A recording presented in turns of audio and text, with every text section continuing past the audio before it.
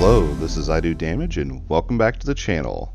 In this last Epoch video, we're going to talk about patch 0.7.4 that came out on November 15th. We're going to do a breakdown, an overview, and towards the end I'll share some of my thoughts on last Epoch and the direction they're taking the game. Don't worry, each topic will be timestamped down below for your convenience. Don't forget, we have a new schedule now over on Twitch. It is Monday, Wednesdays, Fridays, and Saturdays. If you check out my Twitch page, it also has the schedule there for you so you can know the exact times and when to catch me live. Also, in case you forgot, I am a Green Man Gaming official ambassador, as well as a Humble Bundle partner. And what that means, if you're looking for an amazing game to add to your library and want to use the links down below to support the channel, go right ahead. I can't thank you guys enough. And on that note, I want to say thank you to all the subscribers, new and old. You guys are awesome. Let's keep this thing growing. Tell everyone, share, all that good stuff, guys. Can't thank you enough. Now let's start, shall we? I see a lot of questions when I'm streaming about, how's this patch? Is this patch good? I'm going to get to it. Don't you worry. The first thing I want to talk about, and this is probably the biggest, most important part of this update, in my opinion, was the campaign rework.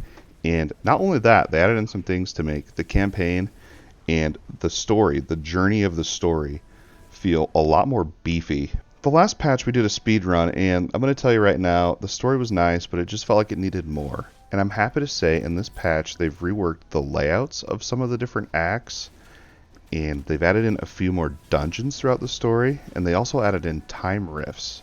These time rifts are in their first iteration right now, and they're amazing. You're in the exact same spot where you're going through the story, but you come up in this rift in time, and you go through it, and it takes you either back or forward in time, and the whole environment has changed, and it looks drastically different. There's really cool effects. There's different monsters. There's even a different biome, and a boss at the end. Usually most of them have a really cool boss at the end as well. And I'm really excited for the future of time rifts, because once they get the eternity cache and they can hide them in these time rifts and kind of make it more of a rewarding, or like more of a feature that actually does something other than just being cool.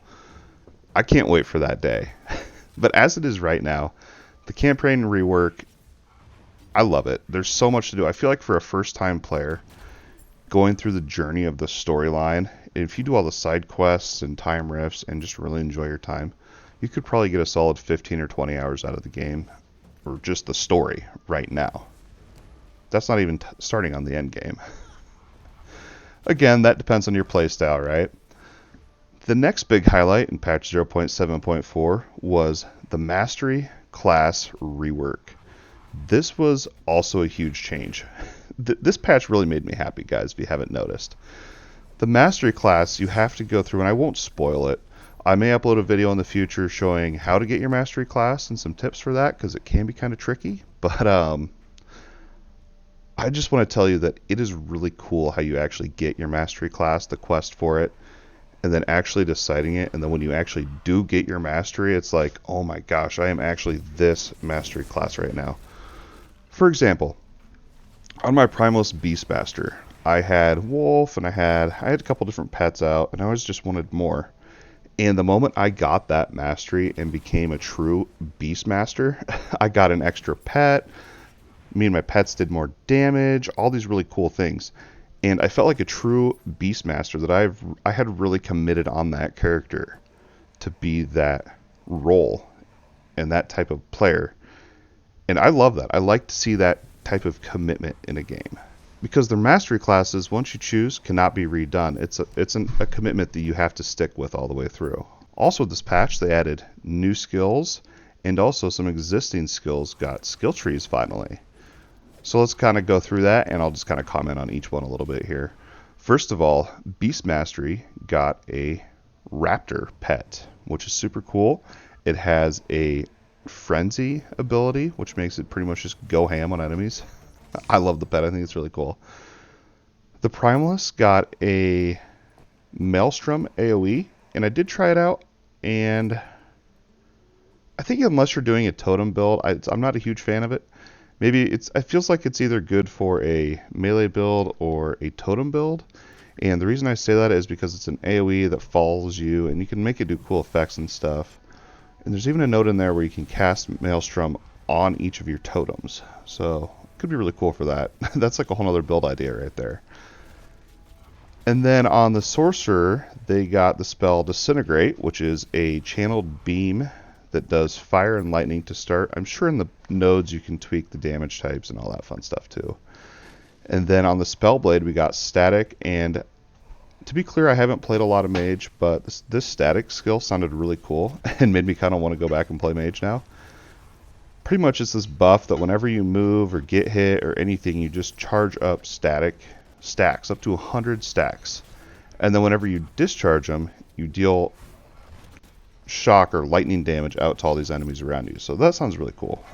Speaking of the Spellblade, they got even more love in the form of Enchant Weapon actually has a skill tree now, so you can do a little bit more customization there. And the Pally Mastery class got the skill Judgment has a skill tree.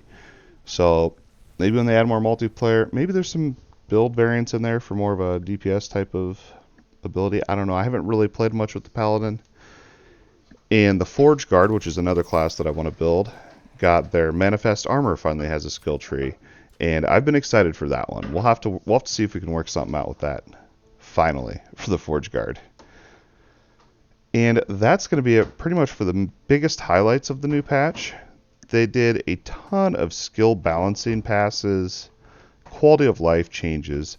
They clean up the tooltips. They look a lot nicer, and you can get more information at a glance, which is definitely important in an ARPG. They also did a potion update with the quality of life. That was in my last video on Monday if you guys missed it. Link will be down in the description for you to check out. They also added more uniques to the game. I think they said they added 3 or 4 more. It's always awesome when they add more items into the game, right? Gives us more options. There were some UI adjustments. Another big update here, not as big as the first 2 that I talked about, but the leaderboard or the ladder, they now have on the website, and the website version looks a lot cleaner. I hope they kind of integrate that to the in-game leaderboard to kind of make them both look the same, so I don't have to tab out of the game and go to the website. There's also many visual upgrades, bug fixes, and general optimizations, as with every patch, right? As promised, I'll share my thoughts on the patch and Last Epoch as it is currently. First of all, I gotta say, that campaign feels so much more beefy, and there's just so much more to it now that I don't mind doing other characters because I can decide if I want to do certain side quests or just kind of skip through. I love it, and I think someone that hasn't played Last Epoch before would really, really like it. And this is just the start. There's still 3 more acts to come. The leaderboard addition to being on the website was really nice, but my biggest pet peeve with the leaderboard right now in Last Epoch is any of my past characters from before the new patch, because every patch there's supposed to be a wipe to kind of set the slate clean. But I can log into any of my old characters, and they're instantly on the leaderboard based on what level they are. I don't have to do anything. I just wish there was a way to like make these characters like outdated so they don't show up on the refreshed leaderboard. I think that's fair. And 2 more things. First of all, I really hope that the multiplayer gets added soon. That's going to add a lot more to the game with trading, hopefully a healthy economy, and different gameplay styles. I think we'll see crop up for sure with trying to get some synergies and metas going on. I have to say that all these campaign changes, I definitely like the direction they're going with Last Epoch. They're trying to make that story experience as beefy and as full of things to do as possible, which is awesome. I want to see more endgame changes. They still have the timelines where you get arena keys and then you go do arenas and try to get as high as you can in the arena.